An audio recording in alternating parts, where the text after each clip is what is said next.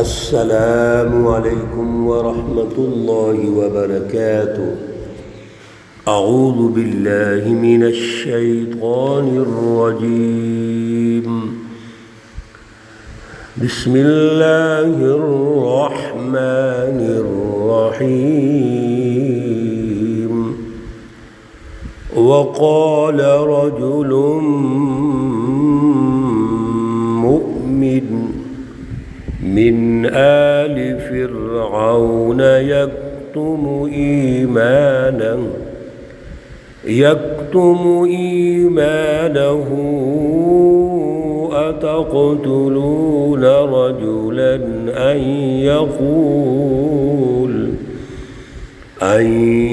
يقول ربي الله وقد جاءكم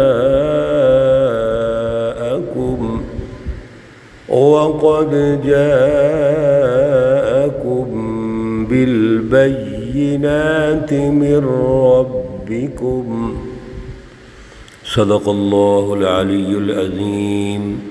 اللہم صل علی سیدنا ومولانا محمد النبی الأمی وعلى آلہ واصحابہ وبارک وسلم وصل علیہ۔ معزز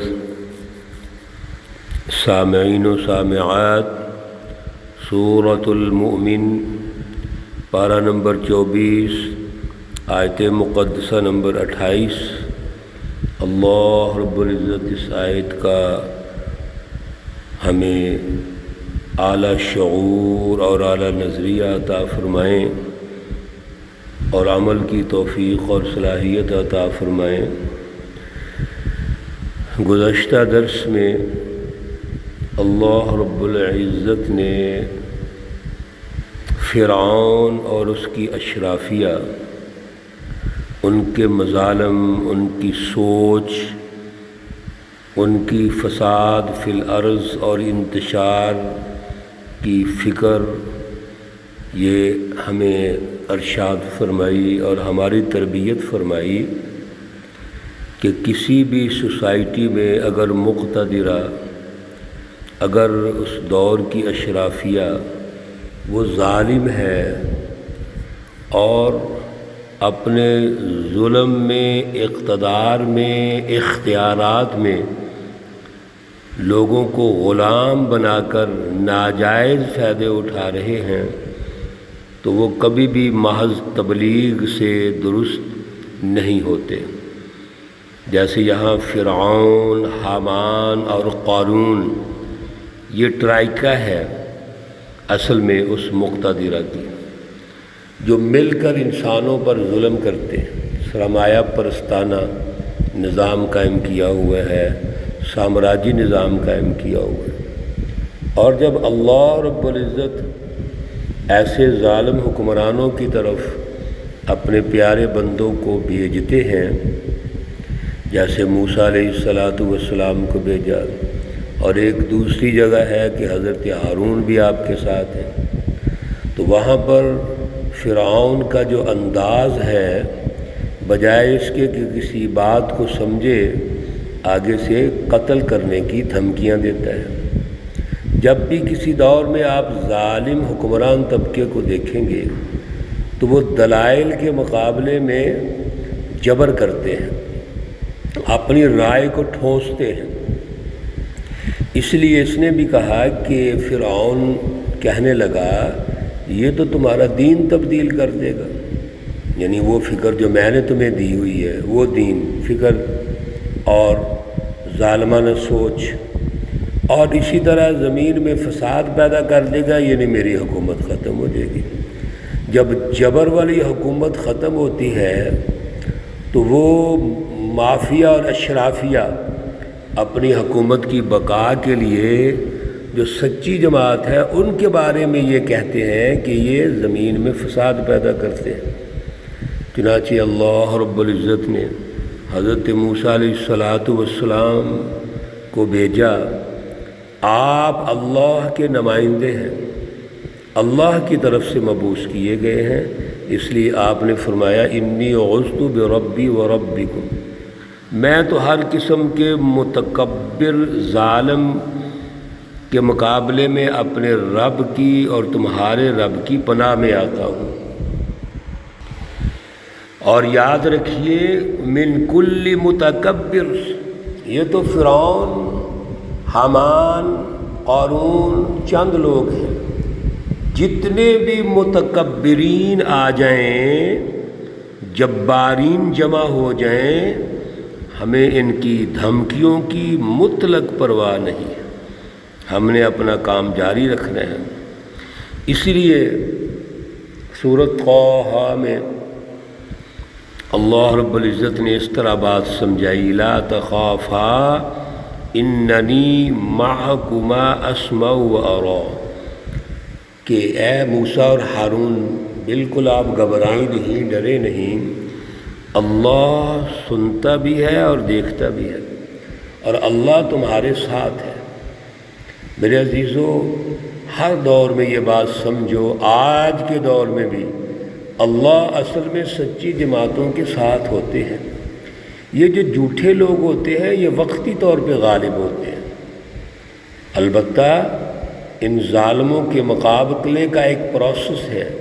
پیارے رسول اکرم صلی اللہ علیہ وسلم نے جیسے پروسیس بتایا ہے، اور آج کی آیت مقدسہ میں بھی ہمیں وہ سمجھ رہے ہیں۔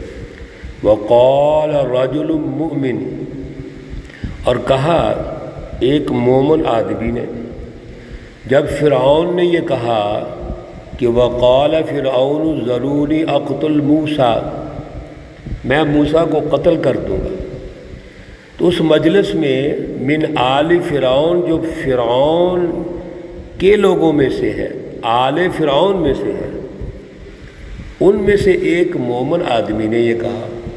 اس کا مطلب یہ ہے کہ یہ بندہ جو مومن آدمی ہے یہ فرعونیوں میں سے ہے، لیکن اللہ نے اس کو توفیق عطا فرمائی کہ وہ مومن ہو گیا۔ اب جب اس مومن بندے نے یہ سنا اور دیکھا کہ فرعون تو باز ہی نہیں آ رہا، وہ تو موسیٰ علیہ السلام کو قتل کرنا چاہتا ہے، تو یکتم ایمانہ، ابھی تک اس نے اپنا ایمان چھپایا ہوا تھا، اب اس سے رہا نہیں گیا۔ یعنی جب بھی جبر کا ماحول ہے، ظلم کا ماحول ہے، تو اپنے ایمان کو چھپانا یعنی انڈر گراؤنڈ چلے جانا یہ ضروری ہوتا ہے۔ یہی ہے جماعت سازی کا طریقہ۔ رسول اللہ صلی اللہ علیہ وسلم نے بھی اسی طریقے سے جماعت تیار کی ہے، لیکن پھر ایک وقت آتا ہے جب ان مومنین اور متقین کو باہر بھی آنا پڑتا ہے، اس ماحول کا وہ انتظار ہوتا ہے، جو ہی ماحول ملے وہ باہر آئیں گے، بات چیت کریں گے۔ اس مومن بندے نے بھی دیکھا کہ اب ماحول موجود ہے تو مجھے بات کرنی چاہیے۔ اس پورے رکوع میں اس رجل مومن کی تقریر ہے جو ہم انشاءاللہ ترتیب سے اس کو سمجھیں گے۔ تو پہلے نمبر پر تو وہ رجل مومن کہنے لگا اتقتلون رجلا، کیا تم ایسے آدمی کو قتل کرتے ہو ان یقول ربی اللہ، جو یہ کہتا ہے کہ میرا رب اللہ ہے۔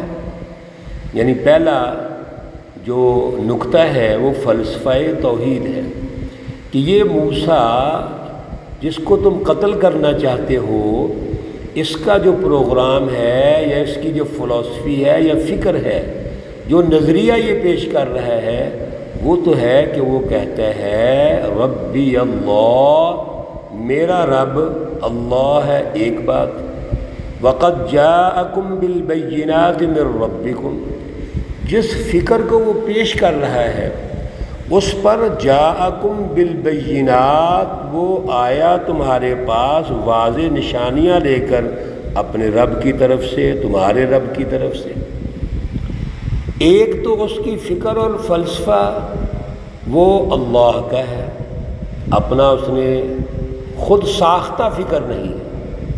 دوسرے نمبر پر وہ جو گفتگو کرتا ہے وہ دلائل سے گفتگو کرتا ہے، اللہ کی طرف سے نشانیاں لے کے آیا ہے۔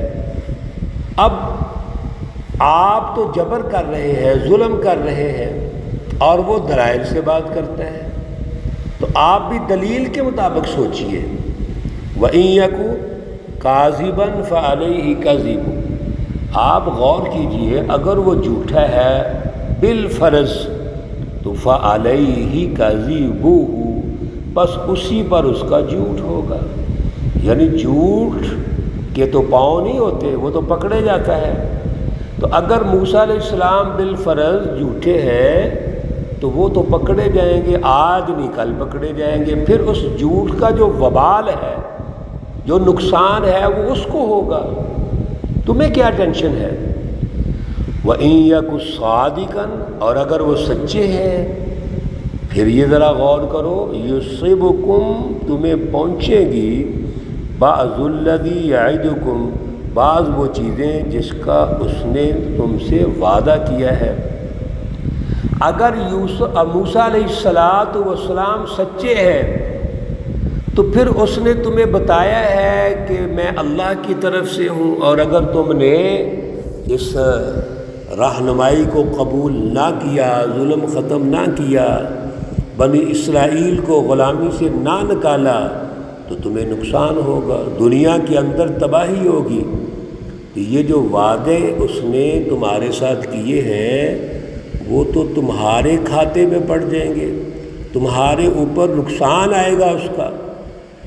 ان اللہ لا یہدی، بے شک اللہ رب العزت ہدایت نہیں دیتے، من ہوا مسرف کذاب، دو الفاظ ہیں، ایک مسرف حد سے زیادہ تجاوز کرنے والا، اور حضرت شیخ الہند مولانا محمود حسن صاحب نے ترجمہ فرمایا بے لحاظ، مسرف بے لحاظ، یعنی کسی کا لحاظ ہی نہیں، یعنی انسانیت کی فکر ہی نہیں ہے، اور حد سے بڑھنے والا، کذاب، جھوٹا، ایسا شخص جو مسرف ہے، کذاب ہے، اس کو تو اللہ ہدایت نہیں دے سکتے، جبکہ موسیٰ علیہ السلام کے بارے میں تو ہم آنکھوں سے دیکھ رہے ہیں، وہ ایسی سچی رہنمائی پہ ہیں اور سب انسانوں کا خیال رکھتے ہیں،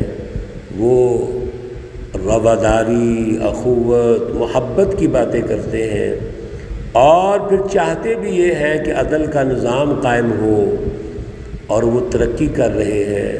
موسیٰ علیہ السلام کی جماعت بڑھتی جا رہی ہے، آپ کی فکر اور آپ کا عمل و کردار دونوں چیزوں وہ انسانیت کے حق میں ہے، اور پیچھے اللہ کی فلسفی ہے، تو پھر تمہیں کیا پریشانی ہے؟ کیوں اس کو قبول نہیں کرتے؟ حتیٰ کہ تم موسیٰ علیہ السلام کو قتل کرنے کی دھمکیاں دیتے ہو۔ یہ رجل مؤمن کا جو خطاب یا گفتگو شروع ہوئی ہے، آگے جاری رہے گی، بڑی اہم گفتگو ہے میرے عزیزو، آج کے دور میں بھی اور قیامت تک سچی جماعتوں کے لیے یہ ماڈل ہے، اسوہ حسن ہے۔ اللہ ہمیں شعور عطا فرمائے اور شرح صدر عطا فرمائے۔ اللہ رب العزت تمام بیماروں کو شفائے کاملہ عاجلہ مستمرہ عطا فرمائے۔ اللہ رب العزت تمام مرحومین و مرحومات کو جنت الفردوس میں اعلیٰ مقام عطا فرمائے۔ ربنا تقبل منا انك انت السميع العليم وتب علينا انك انت التواب الرحيم، وصلى الله تعالى على النبي الأمي محمد وعلى آله وأصحابه أجمعين برحمتك يا أرحم الراحمين۔ السلام عليكم ورحمة الله وبركاته۔